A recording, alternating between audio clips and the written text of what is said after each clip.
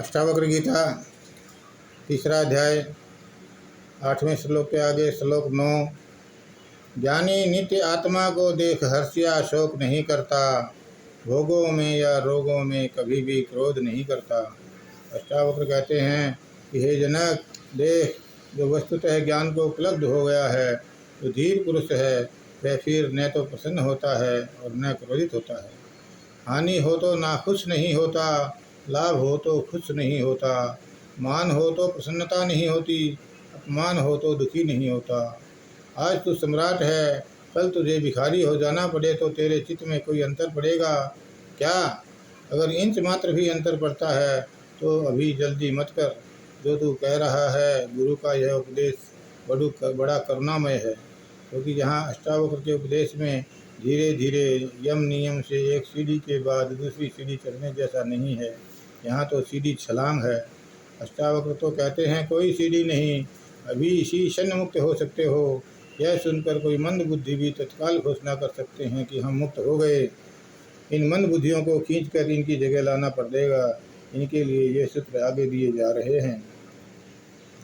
अपने 10वां श्लोक। अपने तन को आत्मा से अन्य देहों जैसा देखता, जो अपने तन को आत्मा से अन्य देहों जैसा देखता, चेष्टा करते शरीर को जो आत्मा से भिन्न देखता, उसको हर्ष प्रशंसा में निंदा में क्षोभ नहीं होता।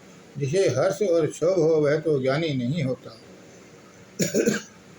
जो अपने चेष्टारत शरीर को दूसरे शरीरों की भांति देखता है, वह महाशय पुरुष स्तुति और निंदा में कैसे शुभ को प्राप्त होगा। जो अपने शरीर को भी अपना नहीं मानता, जिसने अपने शरीर से भी उतनी ही दूरी कर ली है जितनी दूसरे के शरीर से है, वह महाशय पुरुष स्तुति और निंदा में कैसे क्षोभ को प्राप्त होगा। तो तू देख जनक, तुझे क्षोभ होगा क्या? कोई तेरी स्तुति करे तो तुझे खुशी होगी क्या? कोई तेरी बुराई करे तो तुझे दुख होगा क्या? क्रोध तो क्षोभ है ही, खुशी भी क्षोभ है, दुख होना तो क्षोभ है ही, सुखी होना भी क्षोभ है, क्योंकि दोनों हालत में चित्त तरंगों से भर जाता है। चित्त में तरंगों का न उठना ही क्षुब्ध होने के पार होना है। अष्टावक्र कहते हैं कि हे जनक, मान या अपमान से तुम क्षुब्ध हुआ या कोई भी अंतर तुझ में आया, लेश मात्र भी तरंग उठी, तो समझ कि तूने मेरी बात दोहरा दी, सत्य का अनुभव नहीं किया। 11वां श्लोक। या दूर हुआ ज्ञान जिसका जो माया मात्र जग जानेगा, दूर हुआ ज्ञान जिसका जो माया मात्र जग जानेगा, मृत्यु के आने पर भी उसको डर ना लागेगा। जो इस विश्व को माया मात्र देखता है और जो कौतुक को पार कर गया, वह धीर पुरुष मृत्यु के आने पर भी क्यों भयभीत होगा। विगत कौतुक है, जिसकी जिज्ञासा कौतूहल अज्ञात सब बीत गए, खत्म हो गए, जिसके मन में अब पूछने को कुछ नहीं बचा है, जो पूछने की यात्रा समाप्त कर चुका है, इसके सब प्रश्न गिर गए हैं, क्या मृत्यु को पास देखकर वह भयभीत होगा? क्या जरा भी भय की रेखा उसमें उठेगी? अगर जरा भी झिझक रह गई तो फिर तुम अभी विगत कौतुक नहीं हुआ। अगर जरा भी झिझक रह गई तो अभी बहुत कुछ करना बाकी है, अभी श्रद्धा का जन्म नहीं हुआ। ऊपर ऊपर जाना, प्राणों में नहीं समाया प्रकाश। 12वां श्लोक। जिस व्यक्ति की अंतरात्मा मोक्ष से इच्छा रहित होती, जिस व्यक्ति की अंतरात्मा मोक्ष से इच्छा रहित होती, उस तृप्त आत्मज्ञानी की तुलना किसी से नहीं होती। उस आत्मज्ञानी की तुलना किसी से नहीं होती। जिस महात्मा का मन मोक्ष में भी स्पृहा नहीं रखता, जिस महात्मा का मन मोक्ष की भी इच्छा नहीं रखता और जो आत्मज्ञान से तृप्त है, उसकी तुलना किसके साथ हो सकती है?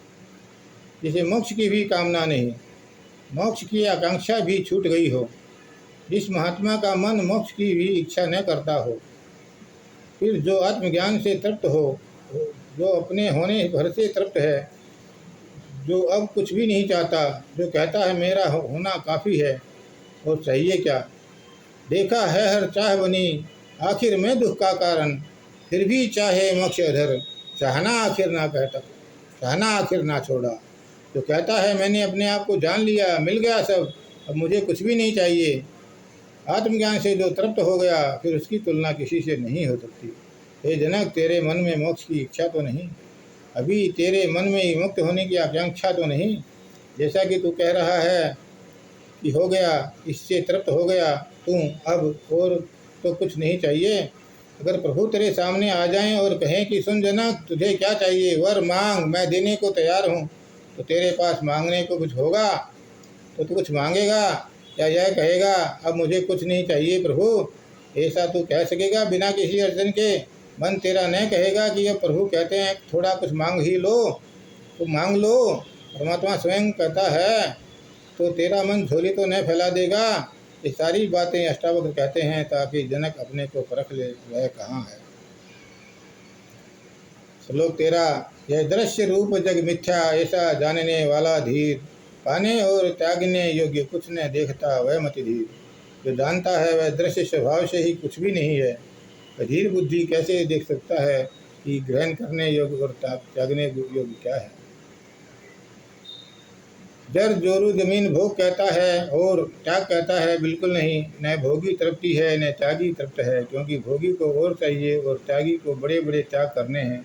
दोनों की दृष्टि और पर अटकी हुई है, इस ओर में ही सारा संसार समाया है। त्यागी कहता है त्याग किया तो है लेकिन अभी और बहुत करना है।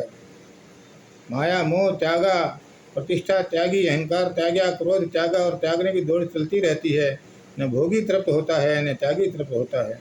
दुर्वासा को भी क्रोध त्यागना है, विश्वामित्र को भी अहंकार त्यागना है, परशुराम को भी हठ और क्रोध त्यागना है।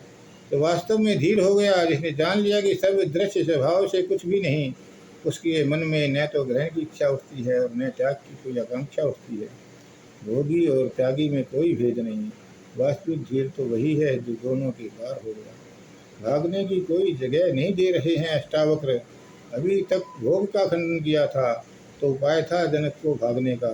जनक सोचता कि ठीक है, अष्टावक्र कहते हैं यह सब ज्ञानी नहीं करता, धन माया पद साम्राज्य महल यह सब नहीं रखता, तो छुटकारे की जगह थी कि ठीक है यह सब छोड़ दूंगा।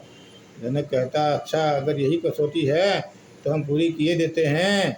भगवान मैं जाता हूँ यह सब छोड़कर, यह रहा साम्राज्य, मैं चला। लेकिन जनक के लिए यह दरवाज़ा खुला रखा था, इतनी देर तक अष्टावक्र ने अब उसे भी बंद कर दिया। अब जनक को भागने की कोई जगह नहीं रही, अब तो जागने की ही जगह रही। अब तो सीधे सत्य को स्वीकार करना ही होगा कि हुआ है तो हुआ है, नहीं हुआ है तो नहीं हुआ है। अरे कैसा पकड़ना कैसा छोड़ना, उसे तो कुछ दिखाई ही नहीं पड़ता, इसमें पकड़ना और छोड़ना क्या है। धीर पुरुष ऐसा नहीं कहता कि सोना मिट्टी है, धीर पुरुष कहता है सोना सोना है, मिट्टी मिट्टी है, पर दोनों सारहीन हैं। जैसे भोग कृत्य है वैसे त्याग भी कृत्य है। और अष्टावक्र का पूरा क्रांति सूत्र यही है कि कर्ता नहीं, भोक्ता नहीं, साक्षी। छोड़ा वह भी कर्म, पकड़ा वह भी कर्म, दोनों में तुम कर्ता हो गए। कर्ता होने से कर्ता का अहंकार निर्मित होता है। तुम साक्षी हो जाओ, केवल साक्षी, बस दूर से देखते रहो। तीसरा अध्याय, अंतिम श्लोक 14। अंतःकरण से त्याग दिया विषय वासना को जिसने, अंतःकरण से त्याग दिया विषय वासना को जिसने, देवी योग से प्राप्त भोग में सुख दुख नहीं माना उसने, देवी योग से प्राप्त भोग में सुख दुख नहीं माना उसने। जिसने अंतःकरण से मल को दूर कर दिया हो, जो द्वंद्व रहित आशा रहित है, ऐसे पुरुष को देव योग से प्राप्त वस्तु से न दुख होता है और न सुख होता है। निर्द्वंद्वस्य निराशीष, जो द्वंद्व से रहित है, जो आशा से रहित है।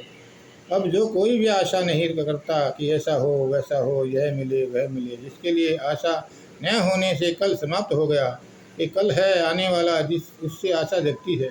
जिसने अतीत और भविष्य को धो डाला वह शाश्वत में प्रवेश करता है। उसे देवी योग से प्राप्त भोगों से कोई सुख दुख नहीं होता। अष्टावक्र ने जनक को कहा, तू देख ले अपने को इन सब बातों पर कस कर, अगर तू इन सब बातों पर ठीक उतर जाता हो तो तू जान, तो तूने जो कहा वह ठीक है।